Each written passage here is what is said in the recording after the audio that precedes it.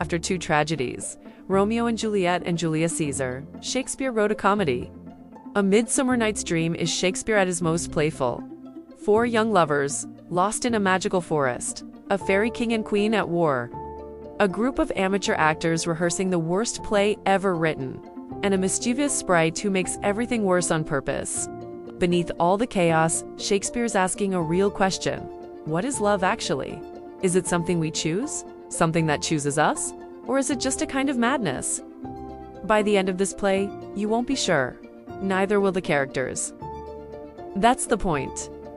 The play opens in Athens. Duke Theseus is about to marry Hippolyta, queen of the Amazons. The whole city is preparing for the wedding. But there's a problem. A man named Aegeus storms into court, dragging his daughter Hermia. She's in love with a young man named Lysander. Her father wants her to marry Demetrius instead. In Athens, fathers have absolute power over their daughters. If Hermia refuses to marry Demetrius, Athenian law says she must either become a nun or be executed. Either to die the death or to abjure forever the society of men. Those are her choices. Marry the wrong man, take holy vows, or die. This sounds harsh for a comedy, but Shakespeare is setting up the stakes. Love isn't just a feeling here, it's a matter of life and death. At least, that's how it feels when you're young. Let's meet our four young lovers. Hermia, small, fierce, devoted to Lysander. Lysander, romantic, earnest, devoted to Hermia. So far, so good. Two people who actually love each other. Now the complications. Demetrius, handsome, arrogant, wants Hermia. Hermia's father approves. Hermia does not. And Helena, Hermia's best friend, desperately in love with Demetrius, who used to love her back before he saw Hermia. Through Athens, I am thought as fair as she. But what of that? Demetrius thinks not so. Helena can't understand it. She and Hermia are equally pretty. Why does Demetrius want Hermia? This is where Shakespeare starts playing with his theme. Love doesn't follow logic. You can't argue someone into loving you. You can't list reasons why they should. Hermia and Lysander make a plan. Tomorrow night, they'll sneak out of Athens and run to Lysander's aunt's house beyond Athenian law. They'll marry there. They agree to meet in the forest at midnight. Tomorrow night, when Phoebe doth behold her silver visage in the watery glass. Through Athens' gates have we devised to steal.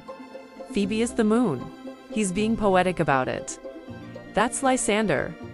But Hermia makes a mistake. She tells Helena the plan. Helena, desperate for any chance with Demetrius, immediately betrays her best friend. I will go tell him of fair Hermia's flight. Then to the wood will he tomorrow night pursue her? If Demetrius follows Hermia into the forest, Helena can follow Demetrius. Maybe he'll finally notice her. It's not a great plan. But when has desperation ever made good plans? Meanwhile, in another part of Athens, a group of working-class tradesmen are rehearsing a play. They've been invited to perform at the Duke's wedding. The play is Pyramus and Thisbe, a tragic love story. There's just one problem. They are terrible actors. Peter Quince, the carpenter, is directing.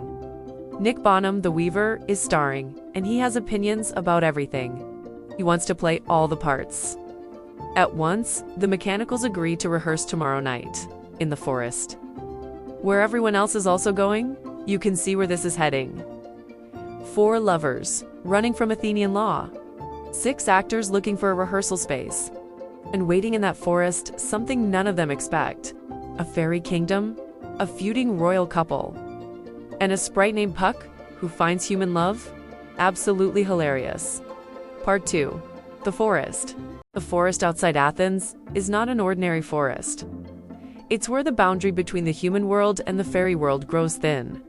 And tonight, the fairy court is in crisis. Oberon, king of the fairies, and Titania, his queen, are locked in a bitter quarrel. The fight is over. A human child, a changeling boy that Titania has adopted. Oberon wants the boy as his page. Titania refuses. Their conflict has thrown nature itself out of balance. The spring, the summer, the childing autumn, angry winter change their wanted liveries, and the mazed world by their increase now knows not which is which. The seasons are confused, crops are failing, Floods and frost come at the wrong times. This is Shakespeare connecting the fairy world to the human world. When the fairy rulers fight, everyone suffers. Their emotions ripple outward into reality. Oberon decides on a plan. If Titania won't give him the boy willingly, he'll humiliate her into submission. He sends his servant Puck to find a magical flower, when struck by Cupid's arrow, whose juice, when placed on sleeping eyelids, makes the sleeper fall in love with the first living thing they see. Puck, also called Robin Goodfellow, is the most famous character in this play. He's Oberon's servant, but servant doesn't quite capture it. He's a chaos agent. I am that merry wanderer of the night. I jest to Oberon and make him smile when I a fat and bean-fed horse beguile. He plays tricks on humans for fun. Makes beer go flat? Trips old ladies. Leads travelers in circles through the fog. He thinks mortal problems are hilarious. That line comes later, but it's Puck's whole philosophy. He watches humans tie themselves in knots over love and finds it endlessly entertaining. While Puck hunts for the magic flower, the four young lovers stumble into the forest. Hermia and Lysander arrive first, exhausted. They lie down to sleep separately, properly, despite being alone. Then Demetrius crashes through, searching for Hermia. Helena follows, begging for his attention. I am your spaniel, and Demetrius. The more you beat me, I will fawn on you. Use me, but as your spaniel spurn me, strike me, neglect me, lose me. This is uncomfortable to modern ears. Helena is degrading herself, begging to be mistreated if that's the only way Demetrius will notice her. Shakespeare isn't endorsing this. He's showing it. This is what unrequited love does to people. It makes them offer less and less of their dignity, hoping the other person will finally see them. Oberon, invisible, has been watching this whole scene. He sees Helena humiliate herself, Demetrius reject her cruelly, and Oberon the Fairy King feels sorry for her. Fare thee well, nymph. Ere he do leave this grove, thou shalt fly him, and he shall seek thy love. He decides to help. He'll have Puck put the love juice on Demetrius's eyes. When Demetrius wakes, he'll see Helena first, and fall desperately in love with her. Problem solved. Justice served. Except Oberon describes the target as the Athenian youth wearing Athenian garments. There are two young men in Athenian garments in this forest. Puck finds the wrong one. He puts the love juice on Lysander. And just at that moment, Helena wanders past the sleeping Lysander and accidentally wakes him up. Lysander opens his eyes, sees Helena, and falls. Instantly, magically, overwhelmingly in love with her. The woman he loved 5 minutes ago, Hermia, now means nothing to him. The chaos is just beginning. Part 3. When love becomes a weapon. Everything is going wrong. Lysander, enchanted by Puck's mistake, has abandoned Hermia and is now pursuing Helena. Helena thinks it's a cruel joke. Oh spite. Oh hell. I see you all are bent to set against me for your merriment. She's convinced Lysander is mocking her. Why would the man who loves Hermia suddenly want her? It has to be a prank. Oberon realizes Puck enchanted the wrong Athenian. His solution? More magic. He orders Puck to find Demetrius and enchant him too. Helena will have one devoted suitor, the original target. But now both young men have been enchanted. Both see Helena first. Both fall desperately in love with her. Oh Helen, goddess nymph, perfect, divine. What, my love, shall I compare thine eyne? Content with Hermia. No, I do repent the tedious minutes I with her have spent. These men were indifferent to Helena yesterday, now they're writing poetry about her eyes. And Helena still thinks it's a joke. Hermia wakes up alone, finds Lysander, demands to know what's happening. And now all four lovers are in the same clearing, screaming at each other. Lysander and Demetrius both want Helena. Helena is sure they're both lying to humiliate her. Hermia can't understand why Lysander suddenly hates her. Am not I Hermia? Are not you Lysander? I am as fair now as I was erewhile. She hasn't changed. Nothing about her has changed. So why has his love vanished? This is Shakespeare's point. Love isn't about reasons. It never was. The things we say we love about someone are justifications invented after the feeling arrives. Take away the feeling, and the reasons mean nothing. The fight gets ugly. The men challenge each other to duels. Hermia accuses Helena of stealing Lysander. Helena accuses Hermia of being in on the conspiracy. Best friends turn on each other. Oh, when she is angry, she is keen and shrewd. She was a vixen when she went to school. Little? Again, nothing but low and little. They're insulting each other's heights now.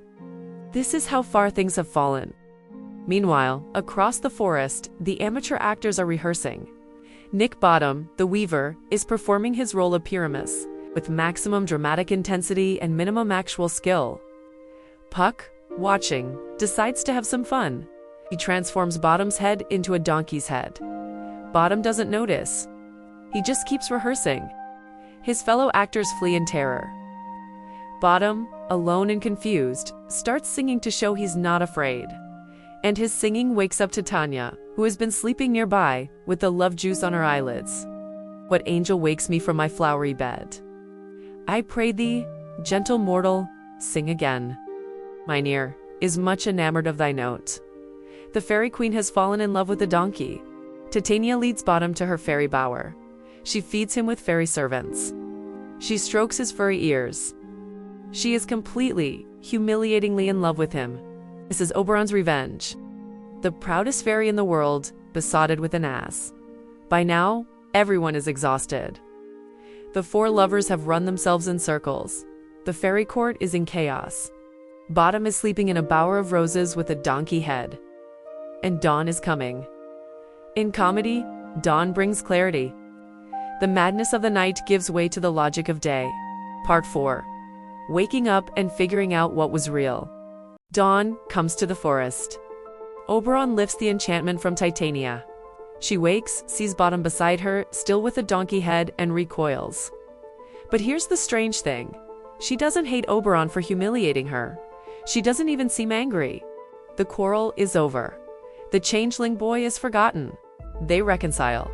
Oberon orders Puck to remove the donkey head from Bottom. Then he lifts the enchantment from Lysander, but not Demetrius. Why? Because Demetrius loved Helena before. The magic just restored what was there.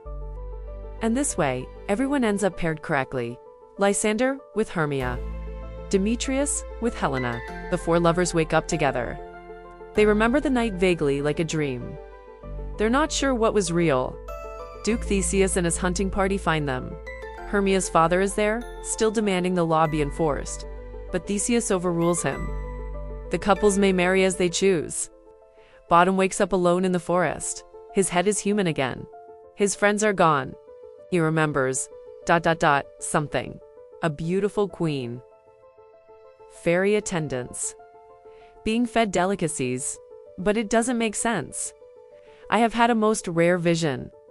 I have had a dream past the wit of man to say what dream it was. Man is but an ass if he go about to expound this dream. Man is but an ass if he go about to expound this dream. He doesn't know how literally true that is. The eye of man hath not heard, the ear of man hath not seen. Man's hand is not able to taste, his tongue to conceive, nor his heart to report what my dream was. He's mixing up his senses, eyes hearing, ears seeing. It sounds like nonsense. But it also sounds like something beyond language. An experience too strange to describe in normal words. Back in Athens, 3 weddings are celebrated at once. And for entertainment, the mechanicals perform their play. Pyramus and Thisbe. It is spectacularly bad. The actor playing the lion apologizes in advance for scaring anyone. The actor playing the wall holds up his fingers to represent a crack. Bottom as Pyramus dies with operatic excess.